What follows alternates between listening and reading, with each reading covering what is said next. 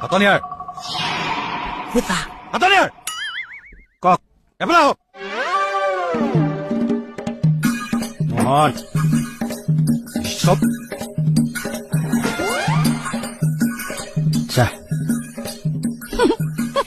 পাগলামিৰ এটা সীমা আছে হয় ছাৰ কি হয় আই মোহন চকী নমোৱা ছবিখন কিয় লৈ আহিছে হয়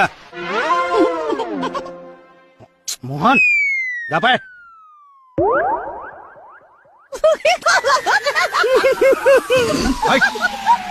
কি হৈছে